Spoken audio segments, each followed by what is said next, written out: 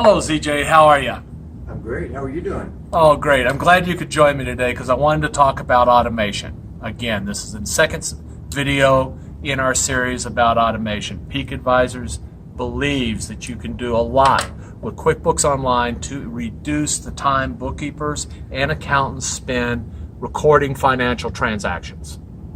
Now, we all know QuickBooks Online is feature-rich. We all know that Intuit is constantly making improvements to it, and in some cases, in our opinions, just changing it. But it is a constantly improving product.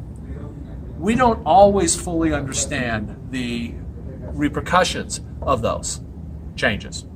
So today I want to talk about not just automation, but when I, a QuickBooks Advanced Certified Pro Advisor, a CPA, a guy with many years of experience in using financial systems, I missed something. And it's so obvious in retrospect, I wanted to start the video about automation and talking about it because I was blinkered to the savings. Okay, so the background is, in a prior life as a CFO of a couple companies, I was responsible for granting, approving, and otherwise making credit decisions that totaled well in excess of $2 billion. Now, most of the decisions obviously were made by my staff, but I was ultimately responsible for it. And I developed a behavior out of that. I would go to the accounts aging report. I would look at the customers. I classified customers as good payers, okay payers, not so good payers, bad payers. I would go to trade shows and meet people. And the first thing that would pop into my head was, good payer, bad payer, okay payer?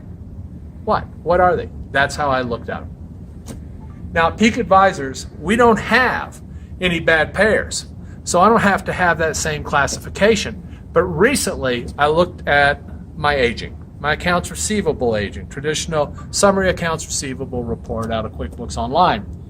And I looked and I said, all these people haven't paid me. Why haven't they paid me? What's gone on? What has happened? And so I thought, well, have I misapplied? Someone misapplied cash? Have we not processed credit card payments? What has gone on that all these customers haven't paid me? And so I started to run an accounts receivable aging, and then I thought, hold it, there's got to be a better way. So I went to QBO, I went to sales, I went to clients, and I sorted the list of open invoices by status. Now, I hadn't done that before. As crazy as it sounds, Advanced Certified Pro Advisor, but I hadn't done it. And right there in one group were all of the customers who had not paid me, and they had not paid me because I had not sent them the invoice.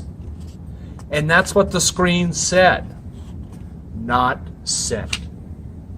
Well, I remember reviewing them, and I remember thinking I'm going to send them, but I didn't.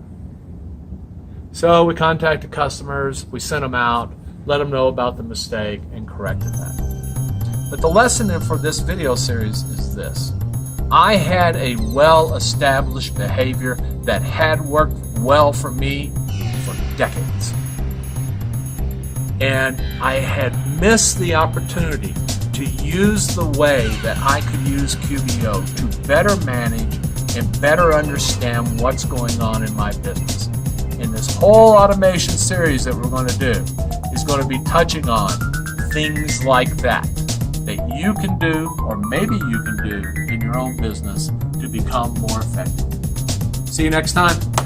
Michael Wallace, Peak Advisors.